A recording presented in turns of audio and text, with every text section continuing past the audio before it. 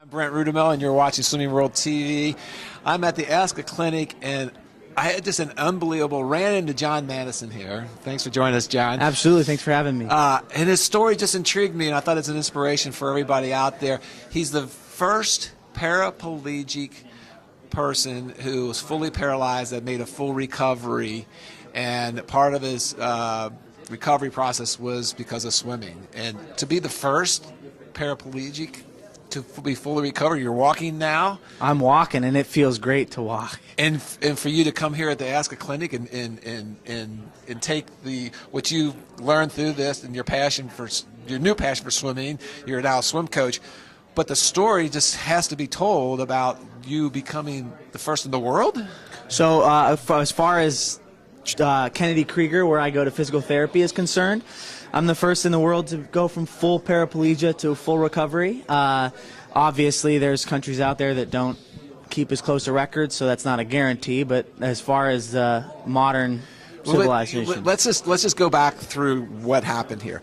So you had a disease called transverse myelitis. Okay, and what it is, it attacked the spinal cord. Yeah, it's an autoimmune disease. And that resulted in an injury that's very similar to a traumatic injury if someone has a spinal injury. Yep, so it's described just like someone went out and got an actual spinal injury. It attacks a region of your spinal cord and literally does permanent physical damage to the spine. I just want to make sure for our audience that there's no difference between being in a car accident and the same trauma that caused there to what this disease caused. So correct. Starting at square one, you had you just collapsed one day in the kitchen, and that was so I walked into my kitchen, and did you run into the refrigerator, or how? Nope, I was walking. I was actually getting a snack. It was after I got the snack. Okay. So it was actually at the kitchen counter, and my legs started feeling funny, and within about 5 minutes, I had completely lost control of my legs and collapsed on the ground. Boom.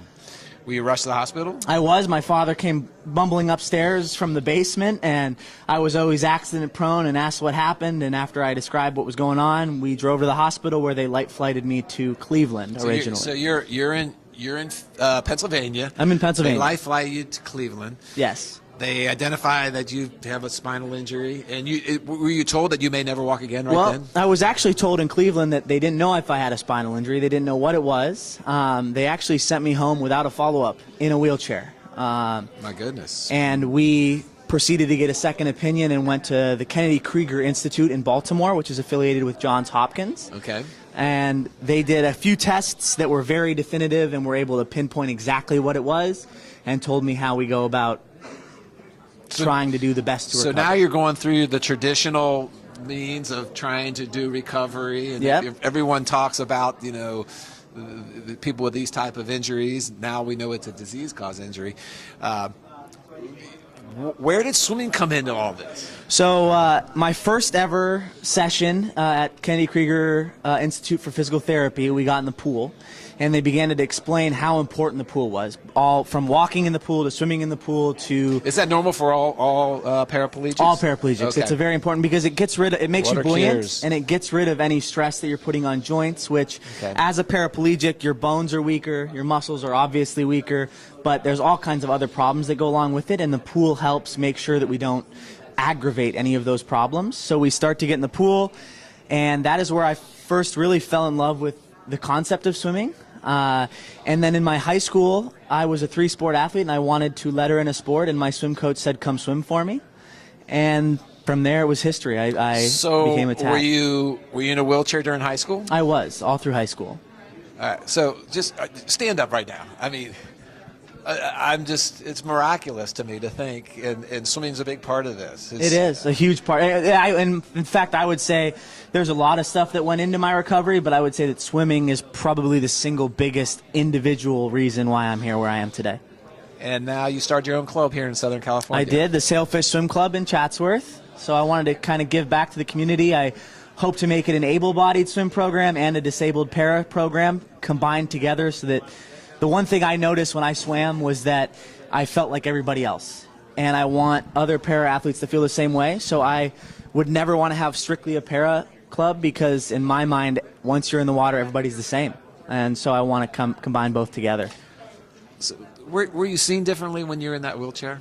Very much so. Some for good, some for bad. I got away with anything. But you also... So you got early boarding on flights? Early boarding on flights. You know, you got to skip class because of medical reasons. But so were you put in a stereotype? I mean, were you I was. So I think one huge thing about people that are disabled is it's assumed that if you have a physical disability, you also have a mental disability, or you also have something else with it.